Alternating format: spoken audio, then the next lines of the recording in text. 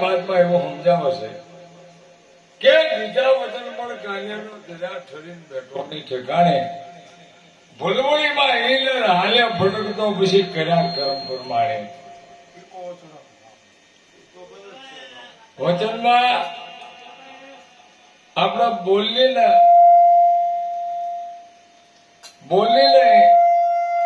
કેમ આમ થાય છે હે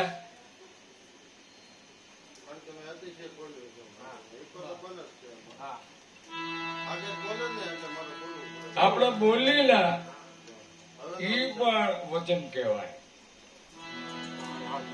પછી વ્યવહારિક કામમાં આપણા હાથ દઈ અને કોઈ સંબંધી હોય એને કે મારું વચન છે એને વચન કહેવાય. પણ વચન તો સદગુરુ મહારાજ નું જે છે એ વચન 14 લોક થી નારું છે.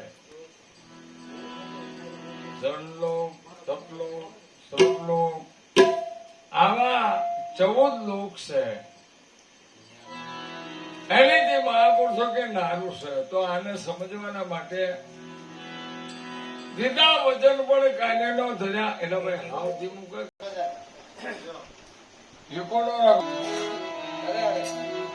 દીધા વચન પણ કાને નો ધર્યા ધરીને બેઠો ની ઠેકાણે બોલો પણ એમાં હાલે ભટકતો પછી કર્યા કર્મ પ્રમાણે આપણા કર્મ આપણે કરીએ દિવસમાં કરીએ તો દિવસમાં લખાઈ જાય, રાતમાં કરીએ તો રાતમાં લખાઈ જાય. અને ગુરુ મહારાજ આપણને સમજાવે છે પણ આ અજ્ઞાની જેવું સમજતો નથી.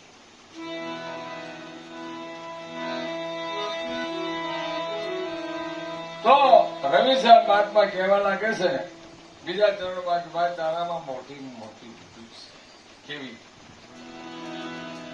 પોતાની અશ્રી પોતાના માનવી પર બીજી અશ્રી સાથે તમે ભાવ કરો તો કોટી કોટી અપરાધ થાય. ગમે એવો ફૂલ હોય તો તારો મટી જાય, ગમે એવું ભજન હોય તો મટી જાય. અને તમે જે વાસણ આપ્યું વાસણ સિવાય બીજા વાસણમાં આશા ન કરો. નારીની સાથે ઋતુ કરીને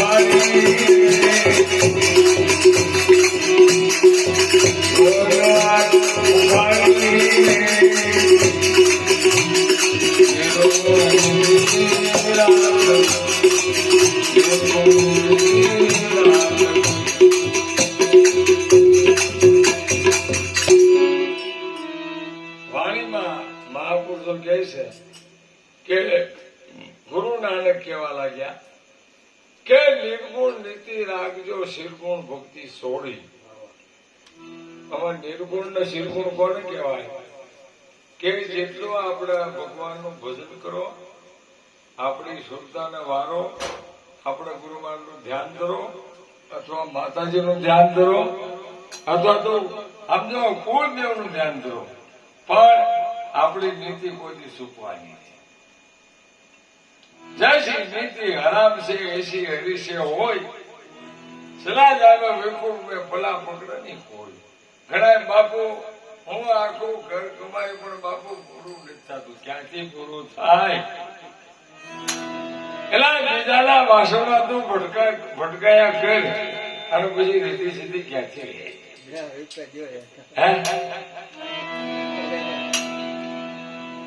પણ નાની સાથે પ્રીતું કરીને વિષયાનો રસ માણે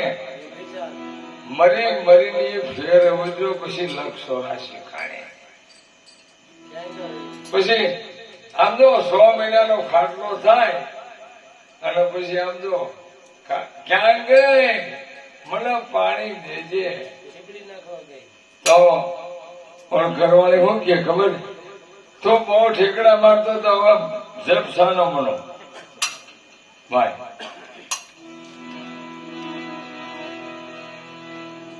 વાણી અમારી ફીર ગઈ હોય તેનો દેશ ખાલી છોડીઠે સદગુરુ કે ઉપદેશ. સદગુરુ ભટકે તને કોણ બતાવે ધામ? 4 અવસ્થા ચાલી ગઈ ભાવ તોષ પર ગામ વ્યાજમ ક્યાં હોવા ઘર કી ખબર નાય. ઘર ધારે થર ધારે પછી તાકી નિંદ્યા ના ભાઈ. આપણે કાંઈ નથી કર્યું પણ કોઈકની નિંદા કરી મોટું પાપ ભાઈ. આપણે ખાવું છે એ ખાતા નથી, ન ખાવાનું ખાય. બોલવું છે બોલતા નથી, ન બોલવાનું બોલે. જાવું છે ને જાતા નથી, ન જાવું ને થાય. અને પછી હું કે બાપુ મને જોવો તો કડા હું નડે. એટલે તું બધે નડશો તને કાંઈ નથી નડતું. તું હવે સીધો સ્વર્ગમાં વયો જા, નડતો મટી જા. તો અહીંયા વાણીમાં રવિ સાહેબ કહે છે ભાઈ કે મૂર્ખા માણસને હિરલો મળ્યો ઓળખ્યો નહીં એના.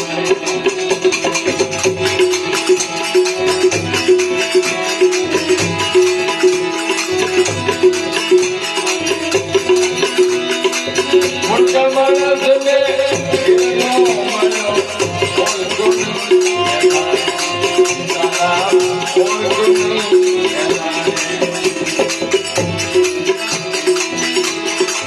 બાળક વિનાનો બોલો પાતરમાં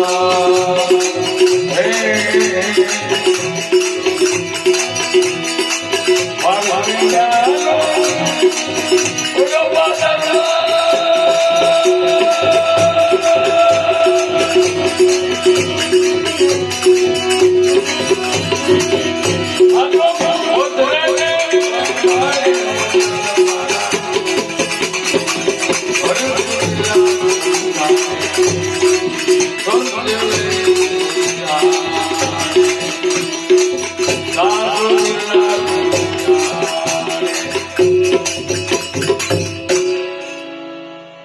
મૂર્ખો માણસ નાનપણમાં ઝાડવા ઉપર ચડેલો પણ મોટો વાંકો રહી ગયેલો. આને કોઈ આબરૂ નહીં જોયેલું. આપણું એટલે તર્પણ. આ તો બરોબર 12 વાગ્યાનો ટેમ થયો, બકરા ઘેટા લઈને હું કરતો આવ્યો જાય. એમાં પેલું શોખીન જુવાન આ લાલાભાઈ જેવા પટીઓ પાડતો હતો, હાઈવેમાં જતો હતો, ઓલું આપણું ભૂલી ગયો. ઓલો અજ્ઞાની માણસ આમ જોયું તો સૂર્યનારાયણ નું તેજ અને એનું તેજ એક. મારો હળવા તો સ્વરૂપ નું બસું પડી ગયું હે. આને તો કાળ છોડ્યો. મોટો વાંકો હતો કે આમાં મોટું વાંકો વાંકો સરસ આકડી મારી ટુકડા કરી નાખે. હવે હસુભા જેવો કારીગર કે ભાઈ એ બડા હું તો આ કરે છે. લે આ સ્વરૂપનું મુસળું પડી ગયું છે ભગવાનના દરબારમાંથી, પણ વાળાપું છે. તે મને કાળ છોડ્યો કે મેં લાકડીથી ભાગી નાખ્યો. અરે ભલા આવું હોય, આને તો હવાલા રૂપિયો આવે. ઓલો કે ભાલે કરી હવા તે કે બધા ટુકડા બાંધી અને શેર માર્કેટમાં જાઓ, હેરાન કરી આવો. પૈસાની તો બધાને ખબર પડે, ગાંડો હોય તો. આ તો કાચના ટુકડા બાંધી અને ગયો શેર માર્કેટમાં. પેલા વાલા લોહાની દુકાન આવે, ધડાપીટ થાય એટલે ઓલા લોહાન ને કે આ કોની દુકાન? લઈ તો લોહાની. એટલે મારી માં એક સુરતનું બસુડ પડી ગયું, એને ન્યાણ કરી દે કે જાવ ને. આ તો આવ્યા એ લોહાર બહુ કારીગર નો દીકરો થઈ કે મારા સુરતના પ્રસાદ ન્યાણ કરી દે. ઓલો લોહાર કે કોઈ શીણી નહીં, કોઈ હથોડે નહીં, કોઈ ચાવડો નહીં, કોઈ રાપ નહીં, કુવાડી નહીં, અને આ સુરતનું બસડું હું લાય. આનો તો કાચના ટુકડા શેડેથી બાંધી અને રગડ્યો કર્યો. લોહાર કે ભાઈ આ મારી પાસે છે. કેમ? બજારમાં જાવ ત્યાં જાજી દુકાન જવામાં ગ્રાહક બેઠા હોય, ત્યાં તમે જાવ. તો કે કોની દુકાન? તો કે હોની ની, એની બહાર રેણ હોય. હા તો હાલતા બજારમાં આવ્યો. બોલો કોની 4 જણા બેઠા હતા, પેઢીએ વેપાર કરતા હતા, ગ્રાહક બેઠેલા. આને તો ઓલી લાકડી હતી 5-6 ની અજ્ઞાની માં લઈને પસાડી. એ હોની બહુ કારીગર નો દીકરો થઈ ગયો, સુરત ના પસાને ન્યાણ કરી દે. ઓલા શહેરીભાઈ વિચારમાં પડી ગયા, 36 જાતના દાગીના ઘડીએ, પણ આવું તો કોઈ સ્વરૂપનું બસુડું સજ નહીં. લાવો જી ભાઈ. આને કાચના ટુકડા પછીને છેડેથી ઢગલો કર્યો, ત્યારે પણ આપી દીધી. તો ઓલો અજ્ઞાની હું કે ખબર તો કે તમે ક્યાંથી લાવો? ઓલા તો મુંજાણા. તો કે અમે તો આયા ગામના પાદરે ભટલો છે ને નેક બાજમાં રાખ છોડીને ધૂણો દખાવીને બેઠા છે. તે છૂટી જાય તો બાપુ પાસેથી લઈ આવી. લે મારું હળો ઓલો ભૂતળા જેવું બેઠું ઈ કે હા ઓલો તો ઉગડ્યો લ્યા. આનો તો ભાઈ લાકડી લઈ ખંભથી દાળ હેઠો ઠપકારી જમીન ઉપર. હે બાવા આ સુરત ના બધાને રેણ કરી દે. બોલો સાધુ કે મારો એટલા વર્ષથી ભજન કરું, આવું કોઈ નથી. આ કોણ? લાલજીભાઈ હું છે. આને તો કાચના ટુકડાનો ઢગલ્યો કરે. મહાત્મા કેવા લાગે અજ્ઞાન મન સારણે જ્ઞાન ન ગળી જાય. ભરક્યો સત્સંગ ભજન સાંભળા નહીં હોગર ગાવ ઉઠી જાય. ભાઈ તારું મન તૂટી ગયો હતો ને એને ગુરુ મહારાજ હેરાન કરે. ભલા બના તો એકાનો હાબલું છે, આને કઈ હવાલા કિંમત નો આવે. વાણીમાં કે 3 વાગ્યા સંધાયની મન મોતી ને કાસ. સુણતુલ કાનની નો માની એ નજરે જોયા હાસ. પોતાની ઘરવાળી અજ્ઞાની હોય, પોતાનો ધણી અજ્ઞાની હોય, સેવક અજ્ઞાની હોય અને જો ગુરુ મહારાજનું જો અપમાન કરતો હોય તો આને સેવક નો કહેવાય. વાણી કે પુરુષન ભક્તિ માત પિતાની સેવા ને બીજી ભક્તિ ગુરુદેવ ને કુળદેવની સેવા. વાણી જેને જેને કરીને એના જગતમાં નામ છે અને એના નામની ધજાવી ફરક સવાય. તો અહીંયા શું કે છે,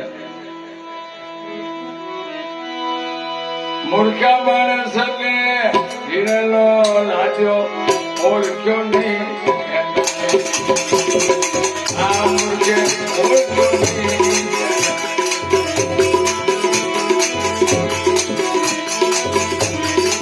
બાળકોને આવ્યો બડો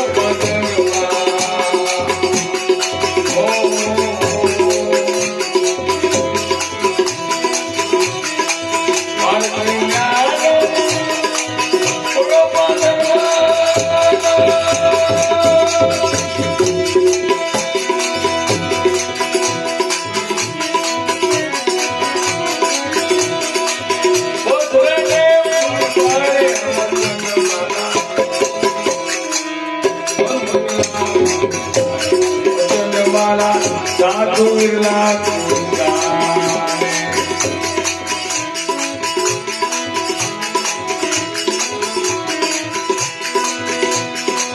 સીધે માર્ગે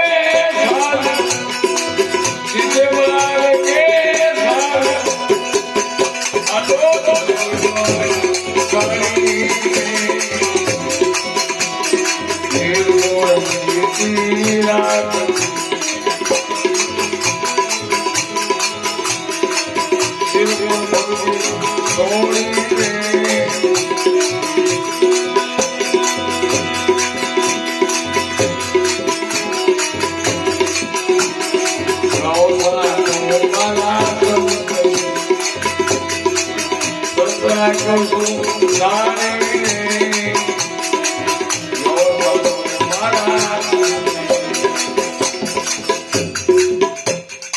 ગુરુ નાનક કે જો તારે જીવન સુધારવું હોય, તારે કાંઈક ઠીક થવું હોય, તારે કાંઈક ડાયો થવું હોય, 5 માળમાં પૂજાવું હોય તો હું કે લ્યો સાધુ મારા સંતની સતરાય કહું છું સારી. ગુરુ નાનક કે ગંગ પડતા હું કહું છું ઢોલ વગાડી. ભાઈ હું એવું કહું છું કે તને કોઈ ડાયો માણસ હોય, કોઈ સમજેલો હોય, કોઈ બુદ્ધિશાળી હોય, જો એવાનો સંગ કરો તમારું જીવન ધન્ય બની જાય. ત્યારે આપણે હું કરી ખબર ત્યાં સાંભળ્યું કાલ ક્યાં જવું, અરે ભલા યાર આવજે ને પછી ભલે કુવામાં નાખી દઈ. ભાઈ દારૂ પીવડાવે, જુગાર રમવા શીખવાડે, રંડીબાજ કરાવે, ગાંજા પીવડાવે, ભાઈ ચોરીયું કરાવે. આ અજ્ઞાની માણસો માણસનું જીવન બગાડી નાખે અને પછી ધક્કો મારે. પેલા પોતાના ખિસ્સાના પૈસાનું બધું પીવડાવે અને પછી ધક્કો મારી. કેમ કે વ્યસન થઈ ગયું એટલે પછી ભૂખ ભેગો થઈ જાય. નવરે સંતનો, નવરે સાધુનો, નવ વગે દેહના દરબાર અધૂરો સરી ગયો એકલો પછી એના અન્નકરના જોડો થતા. ભટકો માણસ આખી જિંદગી દુઃખી થઈ અને પડદાનો દુઃખી કરીને પોતે મરી જાય. તો અહીંયા હરવિશા મહાત્મા કે સાંભળે અમારે છેલ્લા ધર્મમાં તને સમજાવું, સમજવું હોય તો સમજી જા, પાછો વળી જા.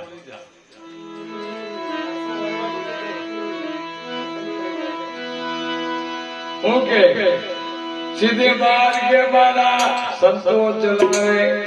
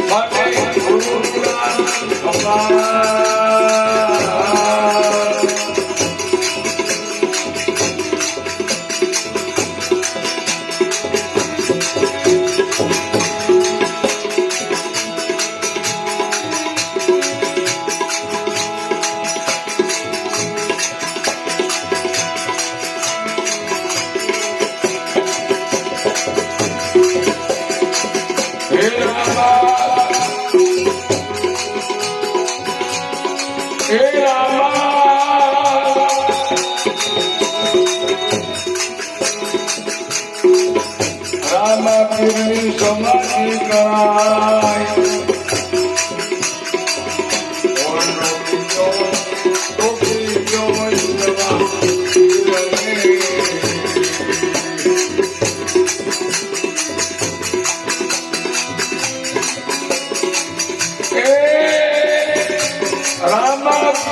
સમાધિ ગણાય હે ગણાય